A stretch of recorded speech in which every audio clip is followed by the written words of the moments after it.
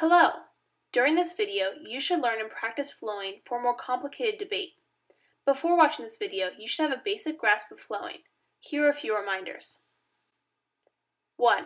Use at least 2 sheets of paper. One will be used to write down all of the affirmation side's arguments and the negation rebuttals, and the other will be used to write down all the negation side's arguments and the affirmation rebuttals. 2. Develop your own style of flowing. Everyone flows a little differently, but make sure to develop your own quick way of writing. Did the speaker just say decrease or lower? Just write an arrow pointing down. Things like this will save you lots of time. 3. At the very minimum, get their taglines and their important points. Let's try it. Make sure you have 2 pieces of paper, 2 pens, and are ready to go. I'll be flowing to the right-hand side of the screen in case you need to check if you got everything. Observation 1 is the resolution analysis. Sub 1A is the resolution the United States federal government should establish rules of engagement governing its use of offensive cyber warfare. Be supported. Just kidding. That is more advanced flowing. On to our actual case. We'll start. Before I begin, obviously, huge congratulations to everyone for making it to the semifinal. Thank you for staying on the slate to judge. We are proud to affirm today's resolution that the Hong Kong Special Administrative Region should secede from the People's Republic of China. Now, some brief round framework. This is a policy round, which means that it's our burden as the affirmative to propose a particular government policy. And then we will argue that policy is a good idea, and the negative's burden is to prove that that policy is a bad idea. We're going to propose weighing this in the basic framework of net benefits, which just means whoever shows the greatest number of benefits to the greatest amount of people ultimately should win the round. Let's start with some background on Hong Kong specifically. First, Hong Kong used to be a British territory until 1997. And then in 1997, Hong Kong joined China under an agreement which was called the Basic Law of Hong Kong. Basically, the terms of this agreement were that for the next 50 years, from 1997 until 2047, Hong Kong would gain a significant degree of administrative and political autonomy, whereby it could maintain its own institutions, which were much more democratic than those in mainland China, and not necessarily have to bow down and maintain the same political structure as was existent on the continent. However, China has recently begun to infringe this agreement all over the place. One specific example would be in 2014, there was a political uprising because China said that Hong Kong could only elect its own chief executive if China approved the candidates going into the election. And that's just one example. We'll talk about more later. And so as a result, our plan is very straightforward. It's just the resolution. The Hong Kong Special Administrative Region should secede from the People's Republic of China.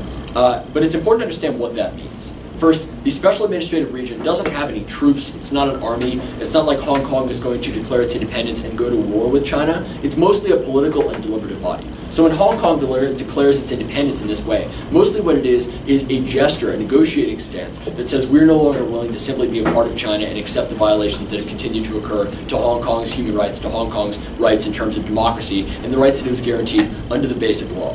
This means it's effectively a political gesture by a deliberative body that says the people of Hong Kong don't stand for the kind of oppression that's been occurring, and we want to negotiate a better deal. We want to negotiate a deal that's more favorable to the people of Hong Kong. We believe that under those terms, it'll be a good idea for Hong Kong to secede from the People's Republic of China. We have a couple advantages as to why. Our first advantage is human rights. Let's look to what's happening in the status quo, which is that all over the place, human rights in Hong Kong have been violated as a result of policies by the mainland Chinese government. Again, refer back to the Basic Law, which specifically gives Hong Kong the right to elect its own executives, to elect the chief executive, and to elect its own parliament based on the democratic institutions that Hong Kong had under British rule and which it continues to have, and which were only recently have been abrogated by China. However, when Hong Kong tried to enforce those rules by doing things like electing pro-Hong Kong, anti-mainland members of its parliament or electing a chief executive of its choice, it turned out that those were largely mirages. Specifically, in 2014, like I said, the Umbrella Revolution occurred. Because when Hong Kong tried to elect a chief executive, China said that the only chief executives who could run for office in Hong Kong were those who had been specifically handpicked by the Chinese Communist Party and held stances in line with what they wanted the stances of the Hong Kong chief executive to be, which is not real democracy. As a result, there was significant violent street protests, which shut down the streets in Hong Kong for about 80 days and led to clashes between police and protesters using things like pepper spray, rubber bullets, etc., in which a number of people were killed. But the problem is that international countries, international institutions cannot really apply pressure to China for its human rights violations in Hong Kong because China always insists that it's an internal matter, and that the issue of what happens in Hong Kong, the human rights violations that occur in Hong Kong, could never be the province of any other country because Hong Kong is part of China, and thus it's an internal matter and no one else's business. This brings me to a couple of ways that the plan would change the dynamic here. First, it's a sign that the problem of Hong Kong is no longer internal, that it's no longer a matter of Hong Kong as a Chinese territory facing unrest. Now it's an international issue of human rights and of self-determination, and of the ability for Hong Kong to decide that it wants to be, for Hong Kong to decide that it wants to make political decisions on its own. Second, however, it puts Hong Kong in a strong negotiating position, because if the Hong Kong government declares its independence, that sends a gesture which would put pressure internationally against China to at least do something about this and provide the kinds of political rights that Hong Kong has always been promised. This means that the Special Administrative Region is in a much better position if in the future they try to negotiate for things like democracy, freedom of speech, etc., than they otherwise would be. A couple of things would result from this. First, there's a very high likelihood that China would negotiate a new deal and reaffirm the provisions of the old deal, the Basic Law, which it's been ignoring. That means allowing Hong Kong to elect its own chief executive. That means allowing Hong Kong to elect its own representatives and respecting the freedom of speech and not doing things like killing booksellers who oppose the Chinese Communist Party, which is something they have been doing. This leads to a couple of impacts. First of all, it saves the autonomy of people's rights and preserves their quality of life, their ability to influence their own decisions. But second, it also saves lives because it means that no one is suffering as a result of repression, death, disappearances as a result of Chinese oppression. And so it sends a signal that allows Hong Kong to negotiate a status which is more favorable and more democratic. But our second advantage is that it's key to democracy specifically. And you can cross by the arguments about how China is currently suppressing democracy in Hong Kong with things like restricting who can be chief executive, restricting who can serve in the parliament, etc. Our argument is the only way that Hong Kong can have a functioning democracy is if it forces China to back down, if it forces China to recognize at least some level of the rights that existed in the Basic Law of Hong Kong, some level of the basic human rights, political rights, etc. that Hong Kong has had ever since it became a British colony, or ever since it was released from British control into China. And those rights ultimately redound to things like protection for minorities, etc., all of which are critical to protect and cannot be protected unless we do something to maintain the political institutions of Hong Kong and prevent institutions like the parliament from being overtaken simply by Chinese government control and overbearing censorship, overbearing control of who gets to run and what the political institutions can do. Third, and finally, it's critical to negotiate a new solution which could create permanent stability and a permanent settlement in Hong Kong. Our argument is that the current state of affairs in Hong Kong is ultimately unsustainable, because even if the Hong Kong government cooperates with China and doesn't do anything about independence, doesn't do anything about negotiating a new deal, the people of Hong Kong continue to be unsatisfied. Ever since the Umbrella Revolution, there have been ongoing, frequent, violent outbreaks of protest, which have led to instability, which have made it difficult for Hong Kong's economy to function. And the only way that that instability is going to end is if Hong Kong's government takes a stand in favor of its own people. If there's no one standing politically for Hong Kong, that eliminates a safety valve for the anger of the people who have been oppressed by the Chinese mainland government. And that means that results in things like violence, things like protests which turn violent, go against the police, etc., and more death, more and more instability. This means it's critical that someone stands up for the rights of the people of Hong Kong, or else there's only going to be more violence, more backlash, more involvement from the Chinese mainland. It's critical to stake out a negotiating position now such that we can have a better deal that preserves Hong Kong's human rights, preserves Hong Kong's democracy, instead of waiting for the problem to get worse, and thus we are proud to affirm. Let's check your flow. Did you get the whole resolution? Check that you got all of their plan text and all of their points. Compare with my flow and decide what you need to work on for the rebuttal speech.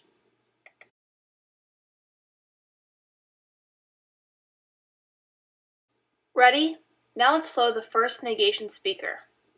Now. So I'd like to thank everybody again for coming out and making this debate possible, but I'm going to jump right into it. I'm going to start with a little bit of observation about the affirmations case. They seem to classify this, the decision to make Hong Kong a sovereign state, to secede from China, as a just minor political gesture. Now, this is quite frankly because the affirmation knows that they have no ability to mitigate the actual impact of this secession. So why don't I get directly into my case right now?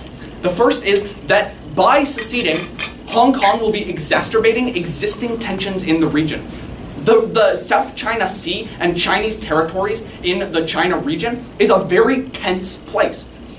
In fact, the chair of the Chinese media said that a conflict that is born out of Hong Kong's independence will seal the fate for Hong Kong's future. Now, we can all read between the lines. This means that China is interested in aggression against Hong Kong.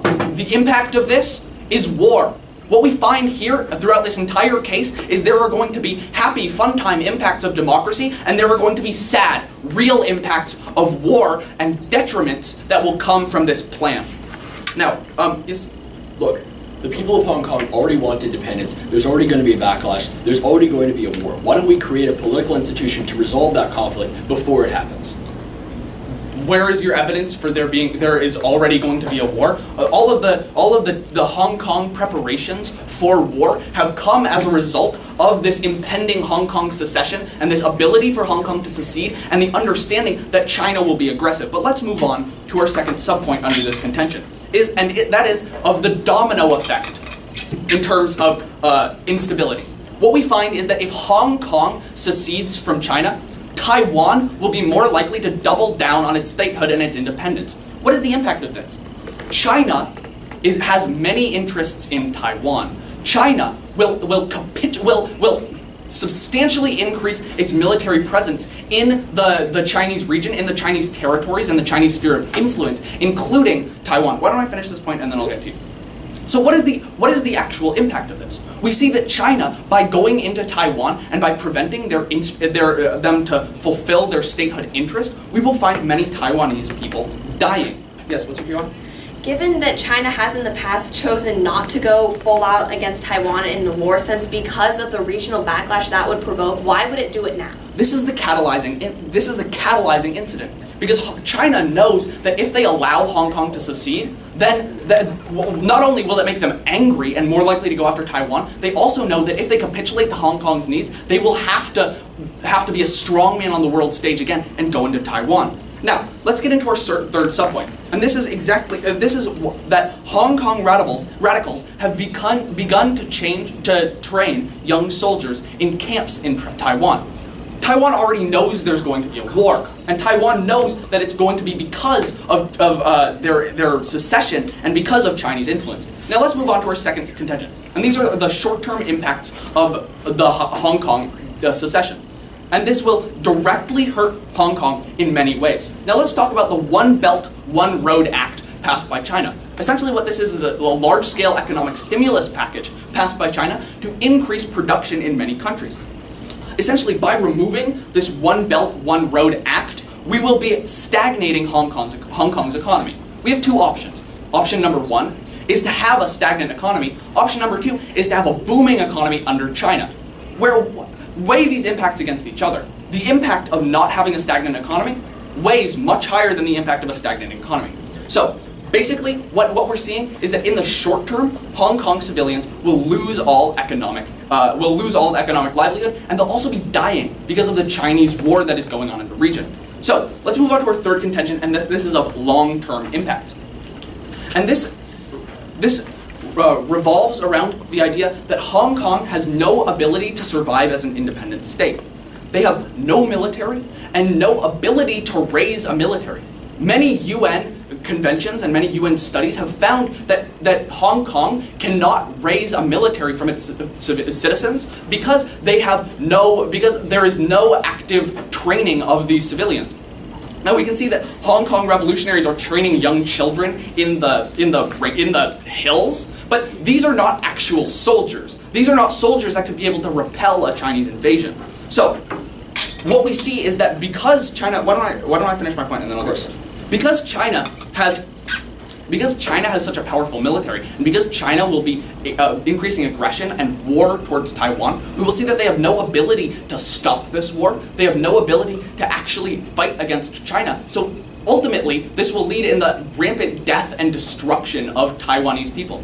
Yes? Considering that we've already explained that a declaration of independence by the Hong Kong Special Administrative Region would be a purely political gesture, and considering that you haven't answered that yet, why should we be concerned about the non-existence of a military when there won't be a war? Because it's not a purely political gesture. Because China is a phenomenally territorial state. Because China understands that if some states start to secede, if some of the regions of the Taiwanese territory start to secede, then they're prone to have all of their territory just collapse. So what we see is that China will be very, very angry about this. So let's move on to the Aft case and start with the idea that China has violated human rights in Taiwan. Now, let me point out, Taiwan is, although it has democratic problems, although there are problems with Hong Kong's democracy, we will concede this. There is no evidence provided by the affirmation that in a world where Hong Kong is able to secede, there won't be these human rights oppressions. We saw these protests going on during Hong Kong and the suppression of the free speech of these protesters. These were done by largely Hong Kong officials who were elected by the people.